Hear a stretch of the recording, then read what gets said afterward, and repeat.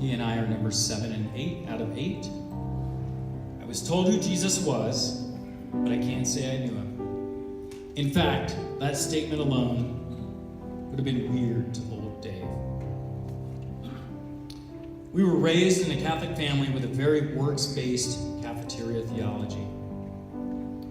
Pick and choose what works best for you.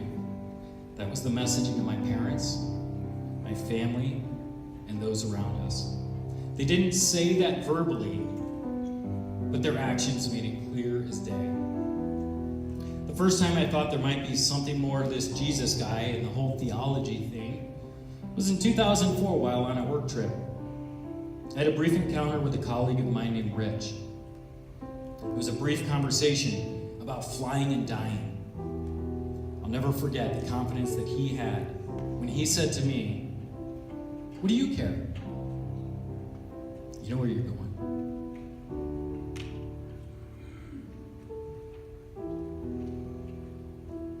I did my best to hide my confusion. But let's take a step back to 1999, which was about the year that my wife's brother Kirk and his family had started a long and tiring process of witnessing the gospel message to my bride and I.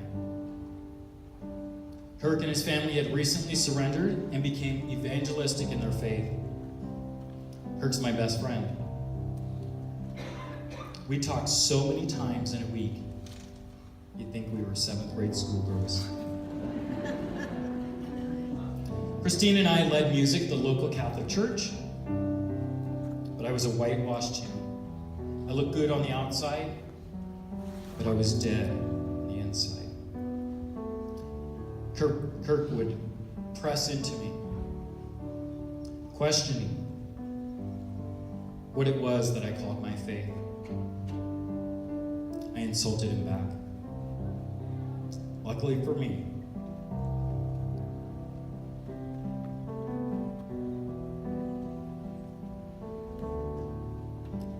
Kirk loved me enough to push past my insults and my anger and the patriotic disposition toward what I perceived to be my family right.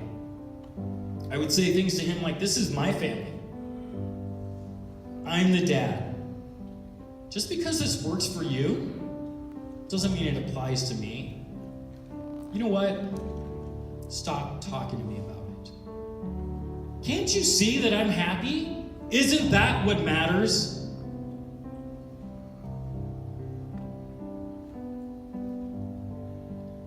I called Kirk some really terrible names. I said some really mean things to him. And yet, for 7 years, he suffered for me, for Christ. He didn't yield. In 2003, I took a job in dental supply sales. And when I took the job, they'd asked me if I would go out and prospect in the San Fernando Valley, the Santa Clarita Valley, and the Antelope Valley. I called my wife, who supported me like a champ. We took out a map and we looked at it, and it was like 2 inches from home. Yeah, I could do that. So we decided to accept this territory. And a funny thing happens in sales. The further from Los Angeles you get, the nicer the people get. And the more inclined they are to take interest in who you are. So in 2005, my wife and I decided to follow the work and move to Lancaster. For 1 more year, we continued in the Catholic faith, but God had much bigger plans. The move to Lancaster shook our family, shook me out of our comfort zone. Christine had begun reading the John MacArthur Study Bible at the prompting of her brother Kirk. Around the same time, Concepcion Harris's outreach team had left a new homeowner plant on our doorstep. Twice. While Christine had a slow progression toward the faith, I fought and I battled.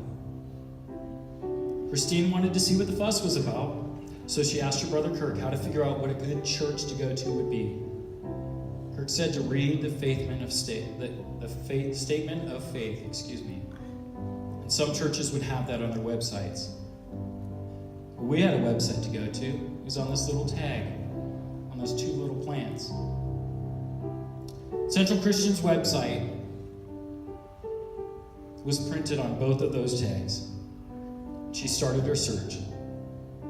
One Saturday night, in August of 2006, we weren't scheduled to serve at the Catholic Church.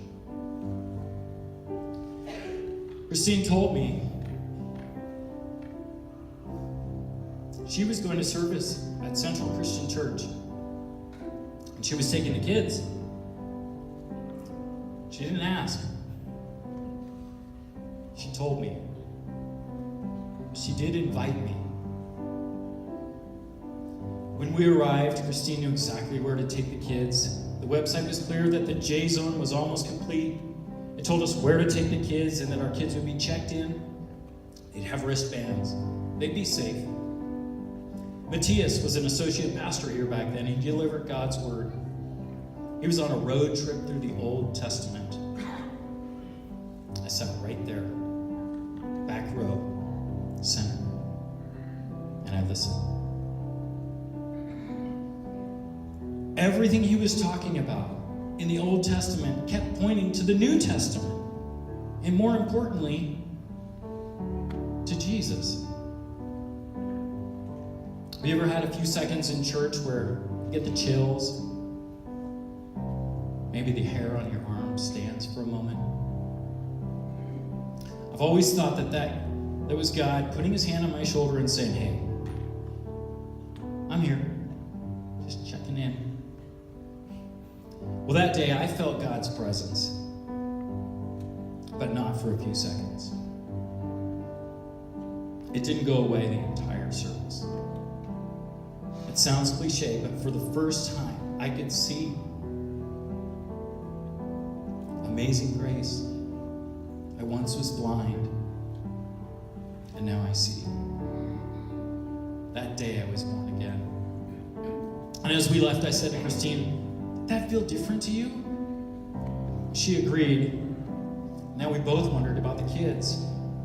"Zach, Amanda, what did you guys do? Do you want to go back to the old church? Or do you like this place?" The kids were all in. If you haven't been to a service in the J Zone, which is now called Central Kids, you should go. You'll understand. Are you a Christian? Do you know where you're going?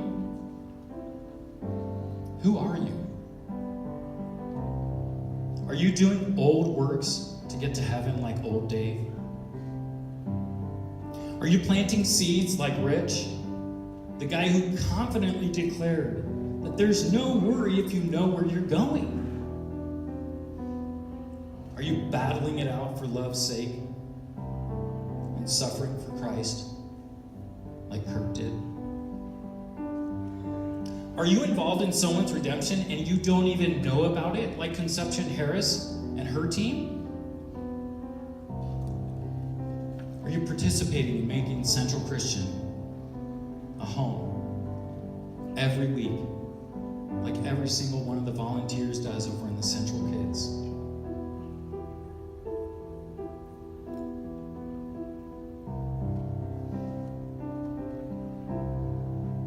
Are you Christine?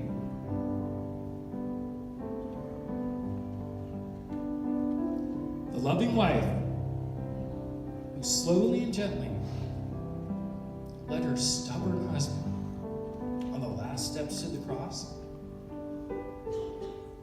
Are you Matthias? Are you preaching truth? I've had the privilege of witnessing to dozens, if not hundreds, over the years since I was born again. I baptized my wife.